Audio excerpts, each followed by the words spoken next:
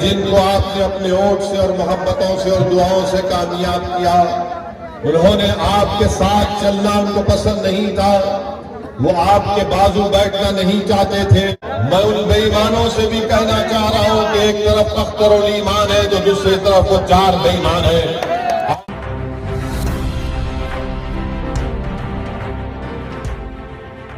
तुम्हें देना होगा, हमारे इस्तेहसाल का हिसाब तुम्हें देना होगा।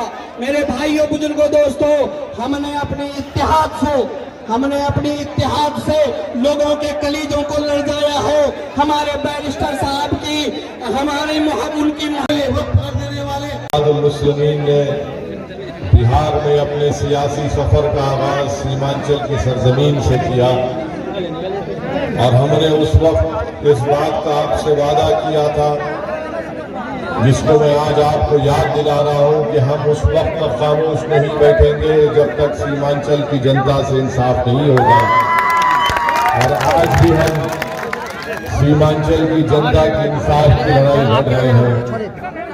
मेरे अजीज दोस्तों, मेरी इज्जतदार माँ और बहनों, आप जानते हैं कि कांग्रेस हो या राजद हो या जेडीयू हो या बीजेपी हो, वो लफ्ज सीमांचल बोलने से डरते थे, शर्माते थे। मगर ये वही मजलिस इत्तेहादुल मुस्लिमीन है जिसने बेबाक तरीके से सीमांचल का नाम लिया और सीमांचल की जमीन पर बसने वाले इंसानों की लड़ाई लड़ने का काम का आगाज किया। ये वही मजलिस इत्तेहादुल मुस्लिमीन है जिसने भारत की पार्लियामेंट लोकसभा में सीमांचल के इंसाफ के लिए संविधान की आर्टिकल 371 के तहत इस बात का हमने प्राइवेट मेंबर्स बिल दिया कि सीमांचल में एक विकास आयोग बनाया जाए, एक डेवलपमेंट काउंसिल बनाया जाए ताकि सीमांचल से इंसाफ हो सके।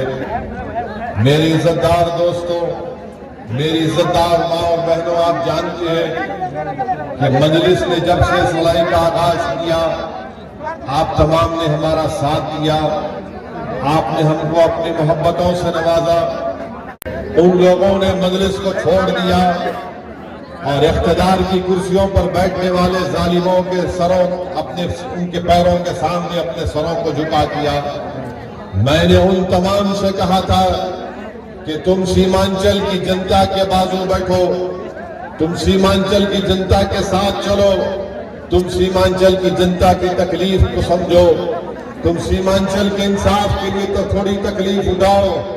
मगर जिनको आपने अपने ओट से और मोहब्बतों से और दुआओं से कामयाब किया, उन्होंने आपके साथ चलना उनको पसंद नहीं था, वो आपके बाजू बैठना नहीं चाहते थे, वो आपकी तकलीफ को अपनी तकलीफ नहीं समझना चाहते थे, वो आपके आराम को अपना आराम नहीं समझते थे।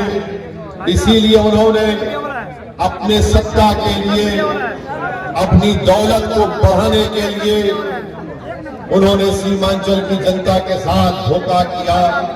वो जो 4 विधायक को तेजस्वी यादव ने और नीतीश कुमार ने खरीद लिया, मैं उनसे कह रहा हूं कि आपने सीमांचल की जनता को धोखा दिया, आपने सीमांचल की जनता के पीठ पर खंजर घोंपा, आपने सीमांचल के मासूम माओं के ख्वाबों को चुकनाचूर करने की कोशिश की। मगर सुन लो, मैं उन बेईमानों से भी कहना चाह रहा हूं कि एक तरफ अख्तरुल ईमान है तो दूसरी तरफ वो 4 बेईमान है और हम इनको कभी माफ नहीं करेंगे जिन्होंने सत्ता के लिए अपने ईमान को बेच दिया। मुझे यकीन है कि इंशाअल्लाह ताला सीमांचल की सरजमीन पर बसने वाली गयूर अवाम इन बेईमानों को कभी माफ नहीं करेगी। आज हमारे पास सत्ता जरूर है, मगर देखो जब महागठबंधन का जलसा हुआ सीमांचल की सरजमीन पर, तो इन बेईमानों को पीछे कहीं कोने में बिठा दिया गया, इनको इज्जत नहीं दी गई। ये चले गए, मंत्री बन गए, अपनी गर्दनों को मोटा कर लिया, मगर इनकी जबान से सीमांचल का लफ्ज नहीं निकलता। ये मंत्री बन गए मगर विधानसभा में जाकर सीमांचल के इंसाफ की बात नहीं करते। ये मंत्री बन गए मगर सीमांचल में जो लाखों एकड़ जमीन बारिश में कट जाती है उस पर जबान नहीं खोलते। ये ब्रिज आपके सामने है जो बरसों से आधा बना पड़ा है, मगर जिसका आपने साथ किया उन्होंने गुलामी को पसंद किया। मेरे अजीज दोस्तों और बुजुर्गों, हमारे सामने दो रास्ते हैं, या तो हम इज्जत से लड़ते रहे या फिर हम बेइज्जती के साथ अपनी जिंदगी को गुजारे। याद रखिए, अगर आप लड़ेंगे अपनी इज्जत के लिए तो यकीनन इंशाअल्लाह ताला कामयाबी आपके और हमारे कदम को चूमेगी। मजलिस इत्तेहाद और मुस्लिमीन सत्ता के हासिल करने के लिए, इख्तिदार की कुर्सियों पर बैठने के लिए सीमांचल की लड़ाई नहीं लड़ रही है।